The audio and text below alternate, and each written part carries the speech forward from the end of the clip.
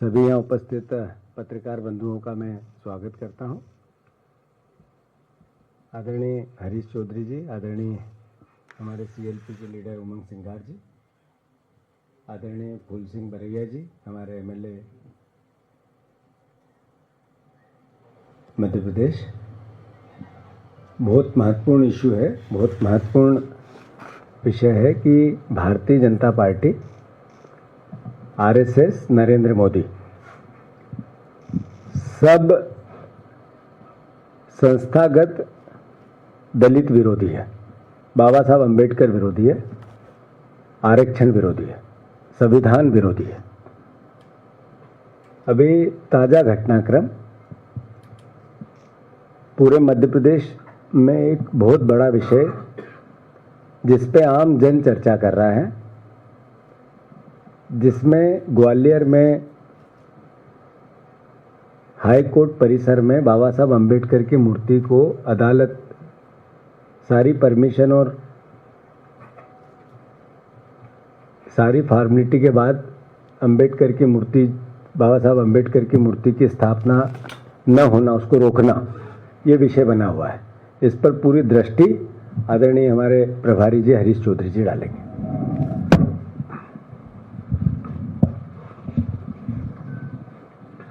आप सभी का इस प्रेस कॉन्फ्रेंस में स्वागत है। ग्वालियर हाई कोर्ट परिसर में बाबा साहब भीमराव अंबेडकर जी की मूर्ति के संदर्भ में जो घटनाक्रम पिछले दिनों में घटित हुआ है, उसमें कांग्रेस पार्टी का अधिकृत जो स्टैंड था वो प्रदेश कांग्रेस कमेटी ने पहले भी रख चुके हैं। प्रदेश कांग्रेस अध्यक्ष जीतू पटवारी जी ने सार्वजनिक तौर के ऊपर वो स्टैंड रखा हुआ है। आज हम उस स्टैंड को वापस दोहरा रहे हैं कि कांग्रेस पार्टी बाबा साहब भीमराव अंबेडकर जी की मूर्ति जो प्रशासनिक तौर पर जिसकी स्वीकृति ग्वालियर हाई कोर्ट में दी हुई है, वो वहां लगनी चाहिए। एक सोची समझी सोच के तहत आरएसएस विवाद उत्पन्न कर रही है। सोची समझी रणनीति के तहत वो वर्ग संघर्ष कराना चाहती है। ये शुरू से उन लोगों की रणनीति रही है।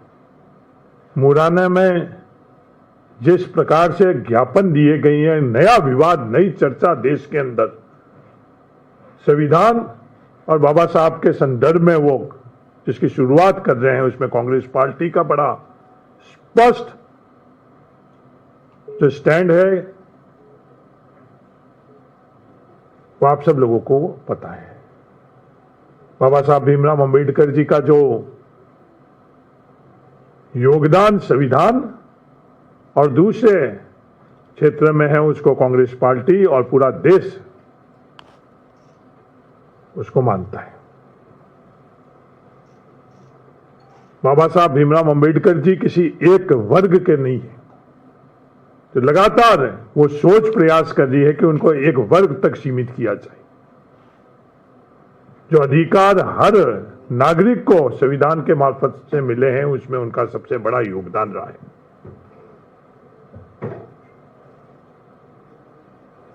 कांग्रेस पार्टी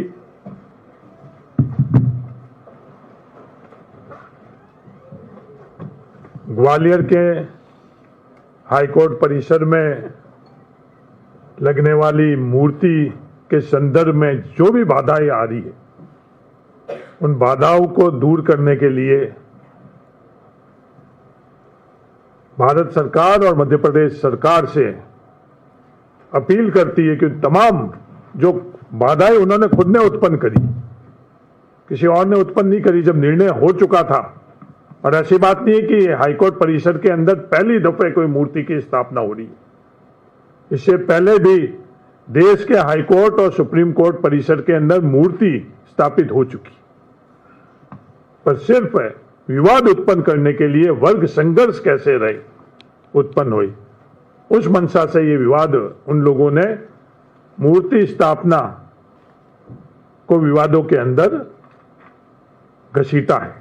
तो आज वापस आग्रह है दोनों सरकार से कि जो उनकी सोच है उस सोच को आप विराम लगाए और ग्वालियर में, क्योंकि हर वर्ग हर जाति के लोग जो संविधान में विश्वास रखते हैं, देश के अंदर विश्वास रखते हैं, वो चाहते हैं कि बाबा साहब भीमराव अंबेडकर जी की मूर्ति की स्थापना ग्वालियर में होनी चाहिए।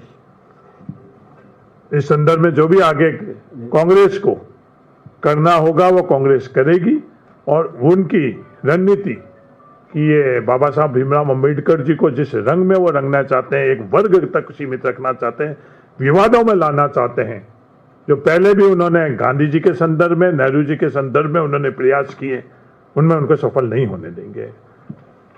आदरणीय सीएलपी के नेता हमारे अपनी बात करें।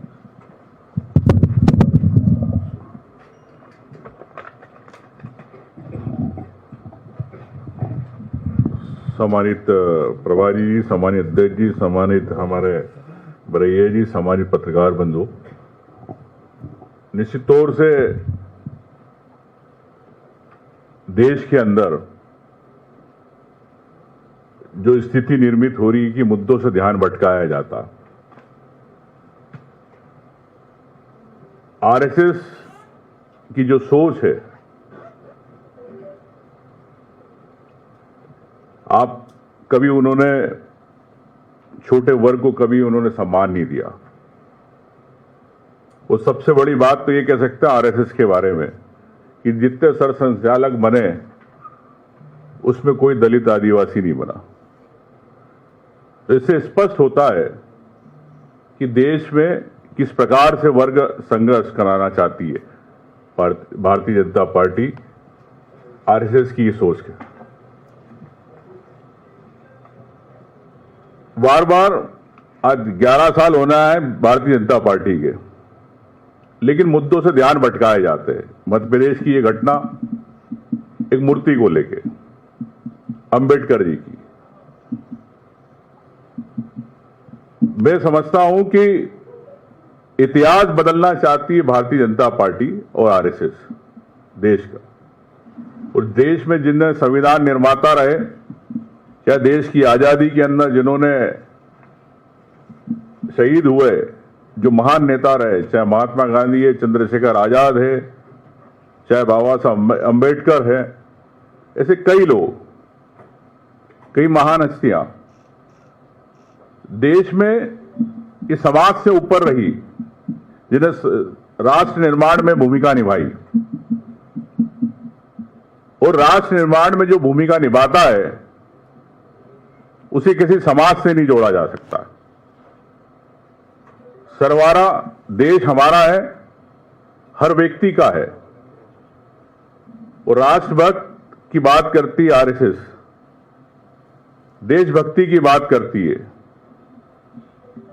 तो चाहे बाबा साहब अंबेडकर की मूर्ति को लेकर विवाद हो, तो इनकी देशभक्ति राष्ट्रभक्ति कहां जाती है?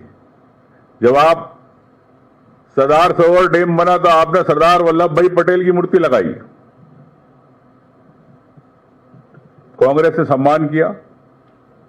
तो भारतीय जनता पार्टी क्यों किसी वर्ग विशेष को लेके, क्या कांग्रेस के साथ वो वोट रहा, इस कारण काटने की राजनीति है? तो निश्चित तौर से डिवाइड एंड रूल की पॉलिसी है, कम वोटों पे कैसे सरकार बनाना। आपने देखा केंद्र में सरकारें कैसे बनती है कम वोटों पे। तो एक सोची समझी रणनीति के तहत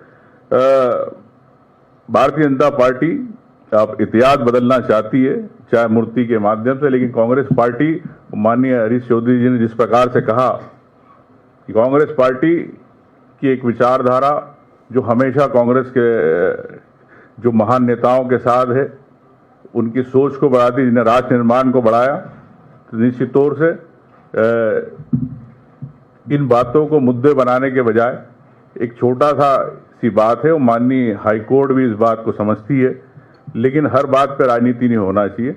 समाज का जो जिसने राष्ट्र निर्माण में भूमिका निभाई है, कांग्रेस पार्टी पूरे उस समाज के साथ रहती है, हर समाज के साथ सम्मान करती है।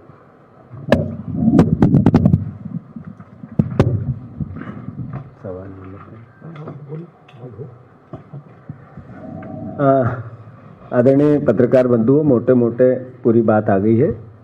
जो महत्वपूर्ण बात थी वो हरीश चौधरी जी ने बताई है कि हाई कोर्ट परिसर में बाबा साहब भीमराव अंबेडकर की मूर्ति की स्थापना होनी चाहिए, और इसको लेकर जो कानूनन एक पहल होती है वो हाई कोर्ट की परमिशन के साथ पूरी प्रक्रिया भी कंप्लीट थी।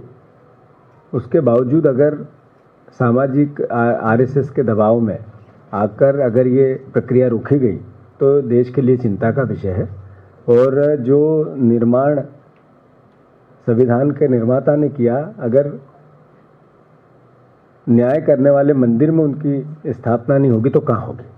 कांग्रेस पार्टी इसको स्पष्ट तौर पर उन लोगों को खारिज करती है जिन्होंने इसको रोकने की कोशिश की, और स्पष्ट तौर पर हम मूर्ति के पक्ष में हैं। इसके लिए हम सामाजिक जनजागरण, राजनीतिक आंदोलन और राहुल गांधी जी की जैसी सोच है संविधान की रक्षा को लेकर, जो भी संवैधानिक लोकतांत्रिक व्यवस्था के अंतर्गत राजनीतिक प्रोग्राम, सामाजिक प्रोग्राम, एजिटेशन के प्रोग्राम हो सकते हैं वो करेंगे। और मैं मानता हूं कि बहुत विनम्रता से फिर से मेरा आग्रह है उन लोगों से भी जो मूर्ति के स्थापना को रोकते हैं, उनको अपनी सद्बुद्धि मस्तिष्क में लाना चाहिए और बाबा साहब अम्बेडकर के इस अपमान का सार्वजनिक रूप से क्षमा मांगनी चाहिए। और पूरे कृत्य के पीछे बीजेपी आरएसएस के लोग हैं, मोटे तौर पे एजेंडा है, और कांग्रेस पार्टी इसका विरोध करती है। आपके जो सवाल हैं बोले। क्या आप लोग हाईकोर्ट के दार्शनिक आदेश के बावजूद नहीं हो पा रहा है, तो क्या कोई लीगल कोर्स आप लोग अपना सकते हैं कि और ऊपर की अदालत में जाकर के इस फैसले को एनफोर्स कराएं वहां पर? दो सोच एक साथ है। एक है कि लीगल तरीके से इसका काम चल रहा है और हाई कोर्ट ने परमिशन दी थी, इसके खिलाफ लोग गए हैं दूसरी अदालतों में, ऊपर की अदालतों में। पर सोच क्या है? सोच है वही जो एक बाबा साहब अम्बेडकर के व्यक्तित्व को दबाना चाहती है, संविधान विरोधी, आरक्षण विरोधी, जो एक सामाजिक सर्वधर्म संभाव का व्यय है भारत में, उसका विरोध करके जातिगत दुर्भावना पैदा करना। ये वही लोग हैं जिसके पीछे अगर लोगों को चिन्हित किया जाएगा तो एक विचारधारा के मिलेंगे। तो चूंकि हम राजनीतिक दल हैं, देश के संविधान के निर्माण में हमारी भूमिका थी, लागू करने में हमारी भूमिका थी। बाबा साहब अम्बेडकर ने जब संविधान का निर्माण किया तो कांग्रेस पार्टी के सोच के साथ किया, तो स्वाभाविक है कि हम कानूनन लड़ाई भी लड़ेंगे और स्वाभाविक है हम राजनीतिक लड़ाई भी लड़ेंगे। और कोई सवाल? एक सवाल इधर से है, मध्य प्रदेश के कानून व्यवस्था के मद्देनजर मेरा सवाल है कि कुछ दिनों पहले भिंड में कुछ पत्रकारों को जो है कपड़े उतरवा दिए गए थे और उनकी एक तरीके से थाने में एक परेड कराने की कोशिश की गई थी। उसके बाद उन्होंने खबर चलाई थी अवैध खनन को लेकर।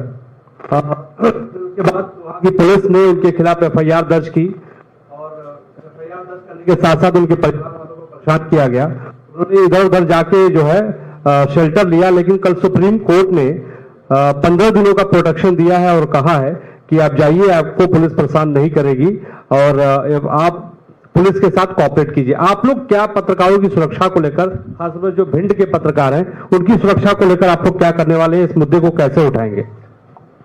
आदरणीय साथियों, कल भारत सरकार ने 11 वर्ष नरेंद्र मोदी के पूर्ण होने पे जश्न मनाया। अपनी बातें कही, अलग अलग राज्यों में प्रेस कॉन्फ्रेंसेस हुई और मीडिया में प्रमुखता से वो छपी दिखी है। जब राहुल गांधी जी ये कहते हैं कि देश का संविधान खतरे में है, कांग्रेस पार्टी भी कहती है, तो स्वाभाविक है बीजेपी भी पूछती है और मीडिया के कई साथी पूछते हैं कि हर तरह की स्वतंत्रता तो है, संविधान खतरे में कहाँ है? तो जो लोकतंत्र के चौथे स्तंभ पे हमला होता है, ये सिर्फ आपको भिंड भिंड का पता है, ये मध्य प्रदेश के हर जिले में होता है। और मैं माफ़ी चाहते हुए आप सबसे, चूँकि ये बहुत बड़ा मंच है, पार्टी के सर्वोच्च स्थान पे हम आपसे बात कर रहे हैं, जब हम बार बार ये कहते हैं कि मीडिया बीजेपी के साथ है तो नेचुरल है आप लोगों को बुरा लगता होगा, पर स्वाभाविक है कि जब इस तरह की लड़ाई जब लड़ी जाती है, भोपाल में एक पत्रकार को पुलिस ने मार के अंदर कर दिया थाने में, सारे पत्रकार इकट्ठे और थाने पे धरना दे रहे थे। मैंने भोपाल में भी ये बात कही थी, अभी आपने सवाल किया भिंड के पत्रकारों का, तब मैं फिर ये बात कह रहा हूँ कि पत्रकार की ताकत होती है कलम, उसकी संपादकी, उसकी लेखनी। अगर उस सरकार ने, जिसने लोकतंत्र के चौथे स्तंभ पर हमला किया और पत्रकार थाने पे जाके धरना दे रहा है, मीडिया थाने पे जाके धरना दे रही है, तो ये सही राह नहीं है। सही राह तो वो थी कि कलम से नोच देते उस सरकार को जिसने ऐसी गड़बड़ की। जब आप ये सवाल करते हो तो 3 उंगली आपकी तरफ जाती है। हमने उस भिंड के पत्रकारों के साथ खड़े हुए हैं, हमने ताकत से उनकी बात रखी, हर स्टेज पर रखी, बार बार रखी, पर हम अपना दायित्व तो निभाएंगे। पर जिस एसपी ने उनके साथ अत्याचार किया, जिनको शरण लेनी पड़ी दिल्ली में, उनको भोपाल में जगह नहीं मिली बात करने की, मतलब मीडिया कितना दबा हुआ।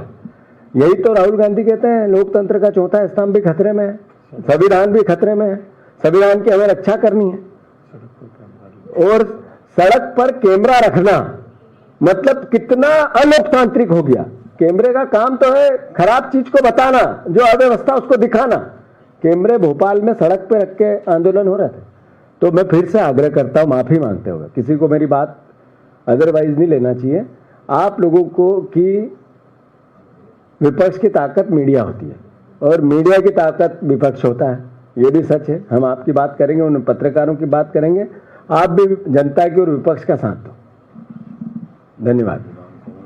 और विधानसभा में भी उठाएंगे, उनकी पूरी मदद करेंगे। हाँ, CLP साहब कह रहे हैं। हाँ नहीं, देखो वो दिन सबसे ज्यादा चिंतनीय था कि भोपाल में जो कैमरा को पत्रकार पूछते हैं, उन कैमरा को सड़क पर रखकर उन्होंने विरोध प्रदर्शन किया। इससे और दुर्भाग्यपूर्ण और कोई चीज नहीं हो सकती थी। पहले जो कलम की बात होती थी, वो कलम के साथ साथ आज के युग के अंदर वो कैमरा है। ऐसी स्थिति आ चुकी है मध्य प्रदेश के अंदर, और वो संकेत वहां के प्रेस के मित्रों ने दिए। विपक्ष के नाते हम लोगों की जिम्मेवारी है कि किसी भी स्तंभ को हम लोग कमजोर नहीं होने दें। मजबूती से उस वक्त भी हम साथ में थे, आज भी हम लोग साथ में थे। हम हमारी बात मीडिया के मार्फत से भी रख रहे हैं, और आने वाले विधानसभा सत्र में हमारे नेता उमंग जी मजबूती से, इनके साथ तमाम विधायक मजबूती से, ये बात सिर्फ भिंड की नहीं, तमाम मध्य प्रदेश में जो मीडिया के हमारे मित्र हैं उनके साथ अन्याय नहीं हो। कि सिर्फ ये एक दल या विपक्ष की बात नहीं है। लोकतंत्र बचाने के लिए हर कोई संवैधानिक जिसको अधिकार है, वो अपने अधिकार व्यक्त किसके माध्यम से करे, वो माध्यम मीडिया है। तो लोकतंत्र बचाने के लिए, संविधान बचाने के लिए सिर्फ हम अपने विपक्ष के अधिकारों के संदर्भ में ही नहीं, पूरी बात अगर हम लोग समझे तो संविधान बचाने का मतलब ये है कि मीडिया के जो अधिकार है, मीडिया को किसी भी प्रकार से रोका नहीं जा सके, मीडिया को किसी प्रकार से चुप नहीं कराया जा सके, मीडिया को किसी प्रकार से प्रभावित नहीं किया जाए, यही संविधान बचाना है। तो मैं आपको विश्वास दिलाता हूं, मध्य प्रदेश में हम तमाम लोग सदन के अंदर हमारे प्रतिपक्ष नेता उमंग जी के नेतृत्व में और सड़क के बाहर जीतू पटवारी जी के नेतृत्व में हम लोग लड़ाई लड़ेंगे। धन्यवाद। धन्यवाद। धन्यवाद। अच्छा सवाल। बहुत हो रहे हैं ऐसे। कल खाते गांव में